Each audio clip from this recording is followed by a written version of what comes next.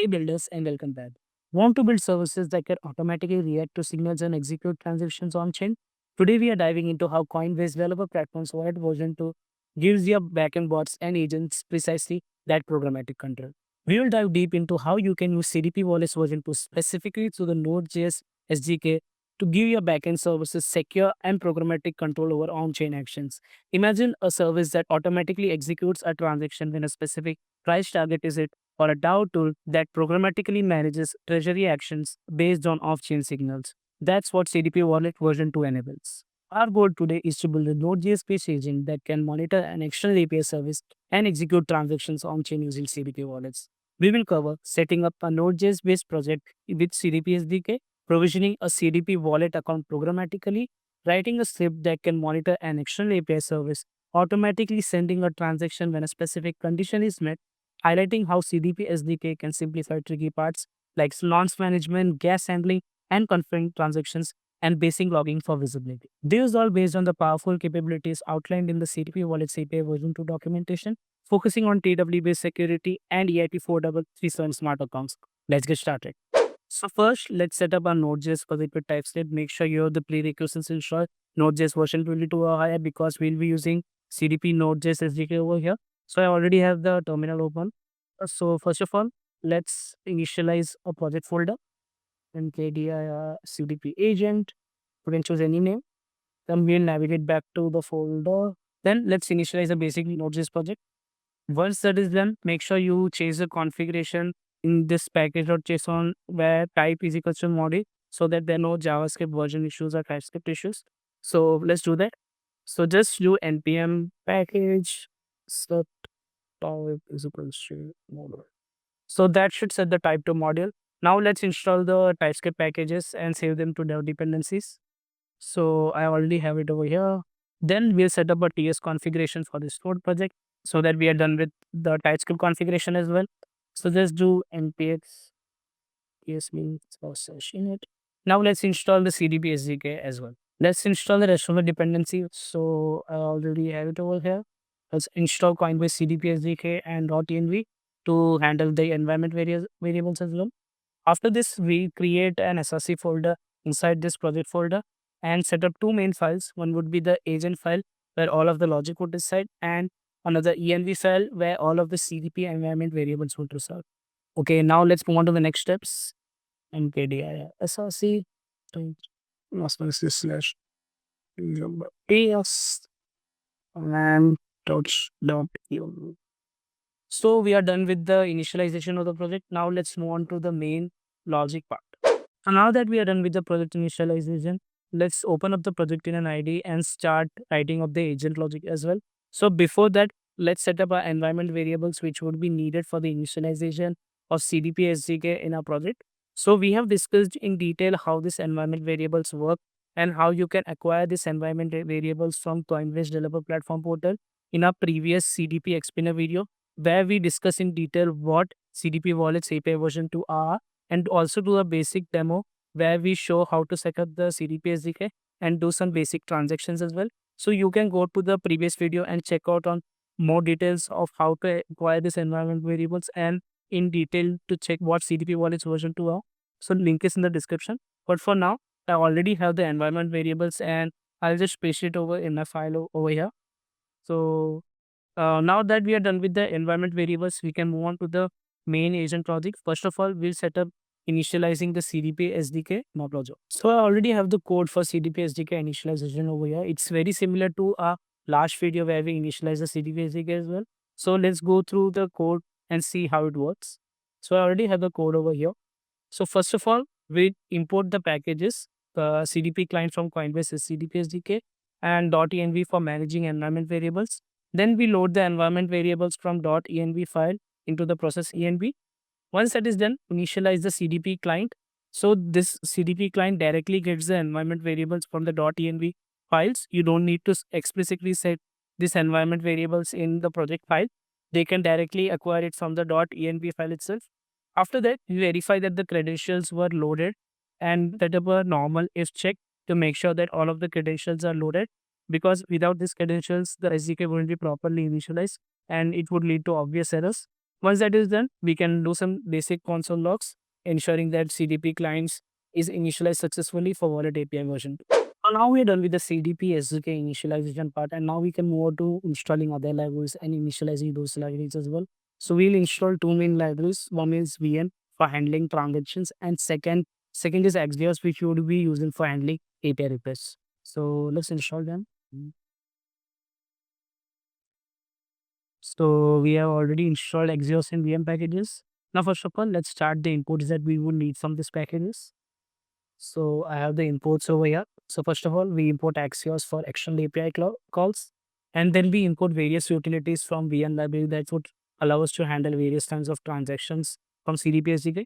So first of all is parse units, which converts human readable token amounts to atomic units, and then encode function data for smart contract function calls, X for hexadecimal strings, and create public client for interacting with blockchain data operations, and HTTP for transfer for VM public client. Then we have the base Sepolia identifier from VM chains, which is a chain definition for base Sepolia, as we are working on base Sepolia over here.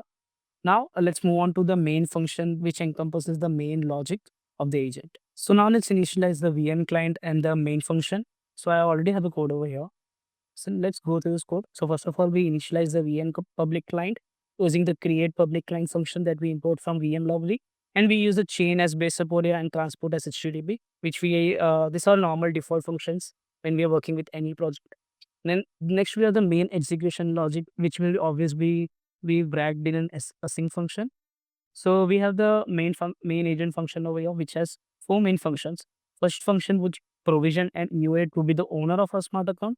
Second would provision a smart account using the EOA as the owner. Third would fund the smart account with base Sepolia each from the CDP faucet. And next, we would start monitoring the price using monitor price and map. So basically, we would monitoring the price of an asset. In this case, we would be monitoring ETH over here. And for example, if it touches a certain margin, like $3,000, we would ask a CDP wallet to do a certain set of transactions. So basically, we are doing programmatic transactions over here using CDP wallets. And now let's move on to initializing and creating the logic for all of these functions that are being used in the main agent function. So now let's initialize and build the logic of all of these functions one by one and see all of this works together. So first of all, we'll set up the provision EOA wallet function over here. So I have the function over here. It's a pretty concise function.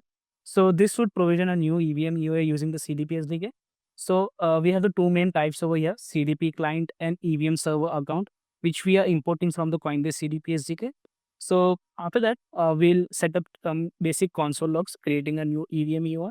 And after that, we'll use the main function, which is the CDP client dot EVM dot create account with the name agent owner here. You can choose any name you want. As we are just choosing a different name over here by using the date dot noun function to make sure that each wallet that we are using has a different name. So we use the main function CDP client dot EVM dot create account to create a new EVM EOA account using CDP SDK. After that, we console log the address and return the EVM account. So that's the first function, provisioning an EOA wallet. So now let's move on to the next function, creating and provisioning a smart wallet function. So we'll use the EOA wallet over here to create a new smart wallet using the CDP SDK. So I already have the function over here. Let's go through this function word. So first of all, we'll be using the CDP client and owner EOA account for this function as the inputs. So we'll be using the normal types over here, which we already discussed before in this first function itself. Next, we'll use in the promise, we'll be using an EVM smart account type, which we imported from the Coinbase CDP SDK. After that, we'll make sure that the owner EOA account is set up and provided as an input to the provision smart account function to make sure that we have the necessary inputs to create the smart wallet. After that, you do a normal console log and use the CDP client.evm.create smart account function to create a smart account. The only change over here from the EOA's wallet creation function is that this will take an input called as owner, which would be the owner EOA account. So owners can only be EOA accounts in this case. And network ID is often inferred or optional. If you are using base Sepolia, it's optional. But this can be specified. So if you're working on specific networks, you need to make sure that you are specifying the network ID over here so that the account is created according to the networks. After that, we console log the basic details of the smart account and return the smart account as the final result of the function. So now that we are done with the initialization of the EOA account as well as the smart accounts, we need to fund the accounts with funds from the faucet. So let's set up the faucet function to make sure that we have funded the wallets with sufficient gas. So we have the function over here which would be fund smart account with CDP faucet. So this will basically request testnet from for a smart account from the CDP faucet. So the CDP SDK already has built-in functions for the faucet. So you can basically just ask testnet from the faucet itself. No need to go through a UI and everything to just get some testnet from the faucet. You can just do everything programmatically. So first of all, we set up some basic console logs in the fund smart account with CDP faucet function, which takes the smart account as the input and returns a promise. So after that, we set up a const transaction hash with and use the smart account dot request faucet function to request some testnet from the faucet. And we need to specify the inputs network, base Apolia, and token it. So once that is done, we'll set up some console logs and we will use the VN public client or VN utilities over here to wait for the transaction receipt. So as of now, CDP SDK doesn't have functions waiting on transactions. So we'll be using the VM utilities library over here to wait for the transaction receipt. So once that is done, we will use the inputs hash, transaction hash, and timeout. So you can set up any timeout that you want. So nowadays the transactions are pretty fast. So you can set up way less timeouts than 3 minutes. So once that is done, make sure the faucet transaction receipt was a stickers and do a console log. And else, if there was an error, it would show that the transaction was failed or reverted. Now we make sure that any other error cases are handled as well. For example, there are cases where faucets might have rate limits or the faucet might have already funded. So we just set up the error case for that as well, like already requested faucet or something like that. And this just makes sure that we are specifying the error cases over here. So for example, if this particular function faces this particular kind of error, so the developer would know, okay, the rate limit has already been passed. So that's why this error came up, something like that. So it's always good to define various other error cases to make sure that you are up to knowledge on what kind of errors are happening in the functions if they face any kind of errors. So that's the main three functions for handling the wallets and funding them with enough it so that they can do transactions based on the CDP SDK. So now that we are done with the main CDP SDK functions, let's move on to one of the most important functions of this agent, monitoring a signal and sending on-chain actions based on that. So I already have the code here. We'll go through it line by line and see how it all works together. So we have the monitor price and add function over here. So basically this will monitor the ETH price and trigger an on-chain action if a certain threshold is met. So for example, if ETH is currently around $2,500 and if it reaches around $3,000 or even more than that, it would trigger a certain on-chain action using the CDP SDK programmable wallets. So now let's go through this function and see how it works. So first of all, if there is already an action in progress, it will skip any checks that are there. So for example, if already the function is working, so we just make sure that the checks are already there. So that's the first part of this function over here. Then we have the main logic of this code. So first of all, we will be checking the ETH price over here. So we have the price API URL over here. So CoinGecko has a lot of APIs to check for such prices. So we are using the CoinGecko APIs to check the price of Ethereum over here. You can use any API, but CoinGecko has one of the most reliable APIs for this particular use case. Now let's move on to the main function. So we use axios.get on price API URL. So we'll do a basic get method on this API as this is a get API, and we will basically get the Ethereum price from this API. And what we do is that we extract this Ethereum price from API. So basic backend logic. So if you have already worked with backends, this shouldn't be a problem for you. Next, we check if the price is valid. So basically, if the price is number, and so basically, these are just normal check functions to make sure that we are not getting any invalid formats or anything like that. So it will show a console error if it's not a number like invalid price data response but data.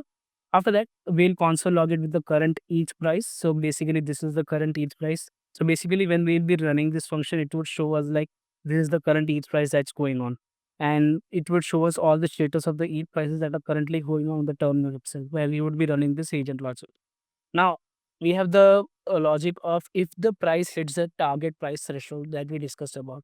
So, if the price hits the threshold, what we do is that it would first show the console log showing that the threshold has been met. So we are triggering a wallet action over here.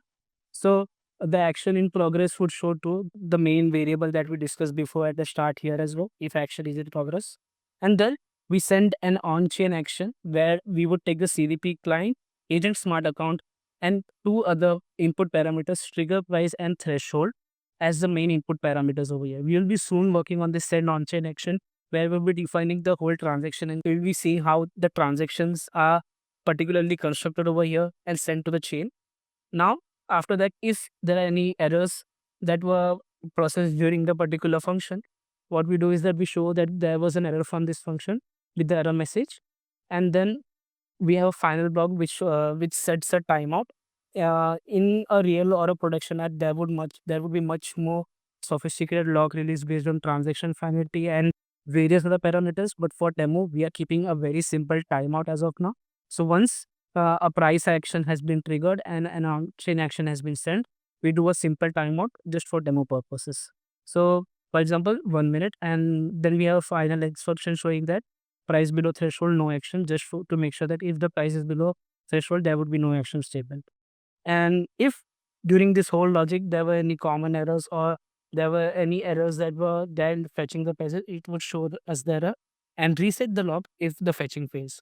So this is the main price function which would make sure that if the price hits the certain threshold, like for example, if ETH hits $3,000 or anything like that, then we should send a particular on-chain action using the CDP programming or all this.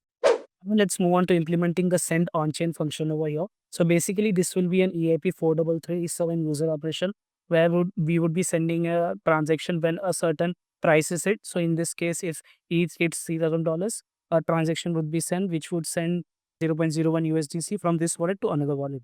Now here we are just doing a demo transaction to show the programmatic abilities of CDP wallets. You can do any kind of functions over here, be it sending some ETH or doing some trades and many more like that. So you can use CDP wallets to do many more such kinds of transactions. But here, for demo purposes, we would be just sending some USDC from this wallet to another wallet.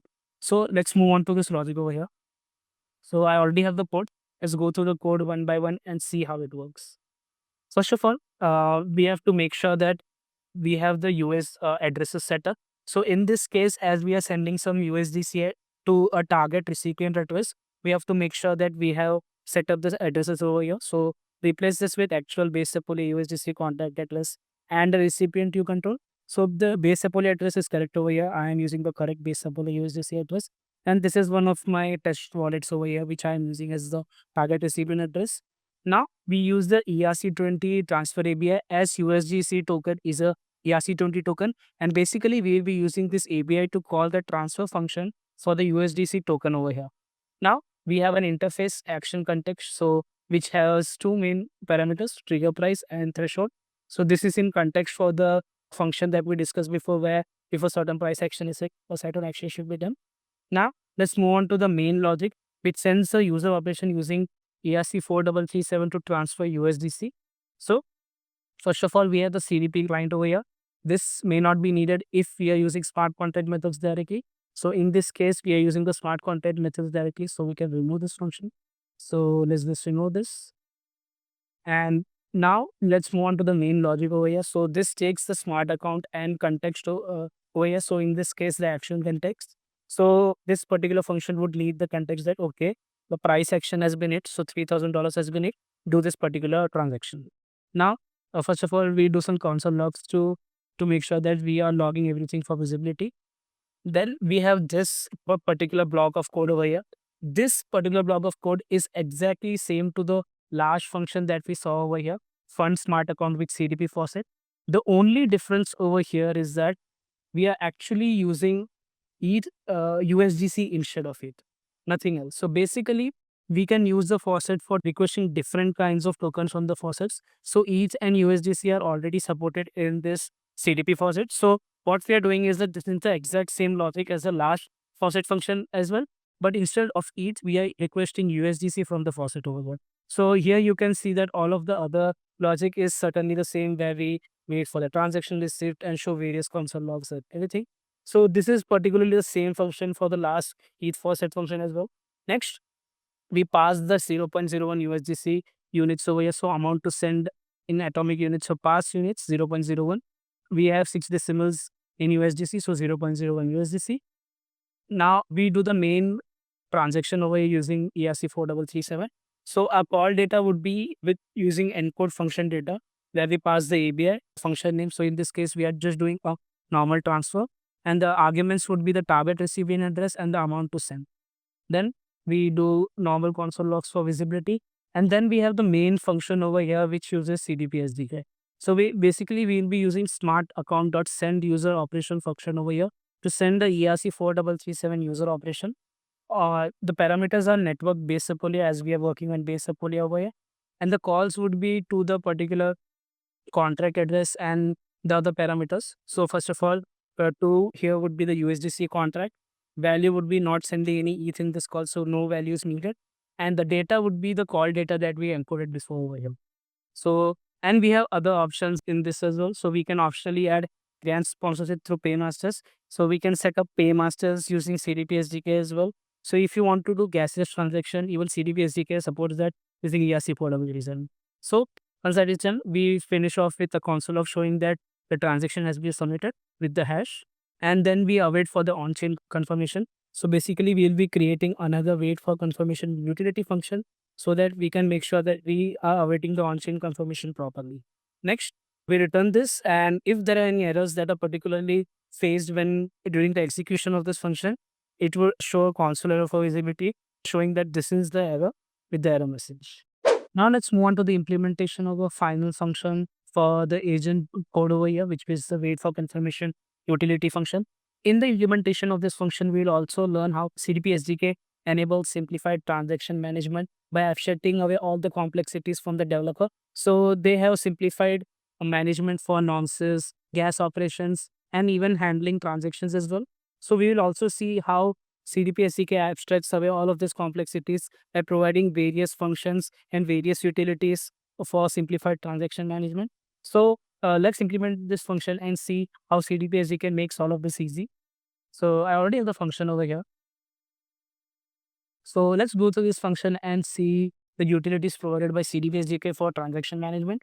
So this wait for confirmation will basically wait for the user on operation to be confirmed on chain using the AVM smart account instance. So we have the wait for confirmation function over here, which takes the smart account and the user operation result. So first of all, we have some check functions. If there is no smart account or the user operation result from which we get the user operation hash, then it shows the errors that these are invalid arguments and the function can't proceed from here. Then we extract the user operation hash from the user operation result input and we console log it. After that, we use the main utility function for transaction simplification by CDK SDK, which is the smart account dot wait for user operation. So basically, we will use the wait for user operation method utility from the AVM smart accounting strings, which would allow us to handle the user operation over here. We have to do nothing. We have to just pass the user operation hash over here. Network is already implicit to the smart accounts object context. Now, once that is done, you have already handled the user operation using the CDP SDK's built-in utilities. After that, we just console log it and wait for CDP SDK to do its work. And it will make sure that the user operation was successfully done on chain. After that, if the receive schedule is success, the underlying transaction hash is shown with the result, which is it might be a success or it might be failed. And if there were any errors during this, it will also show the error message as well. So now let's move to the final step, persistent monitoring with a cron job.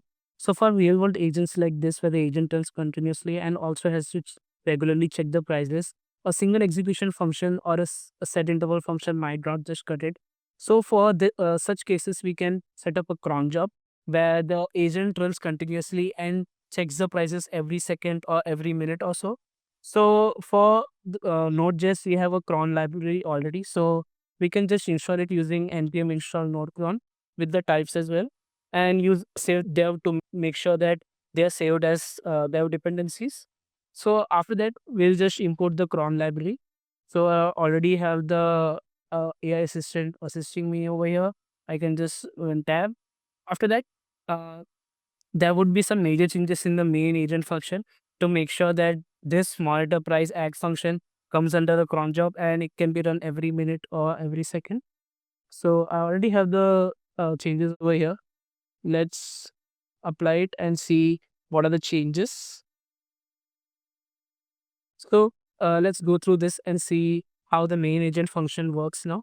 So the first three functions are exactly the same, as these are one-time functions, because provisioning the wallets and funding them should be a one-time function, and we just need to cover the monitor price and act function in a cron job, as those are the functions which are actually checking and monitoring the prices. So what we do is that we schedule the monitor price and ad to run, for example, like every minute. So here this particular stars means that this cron job should run every minute.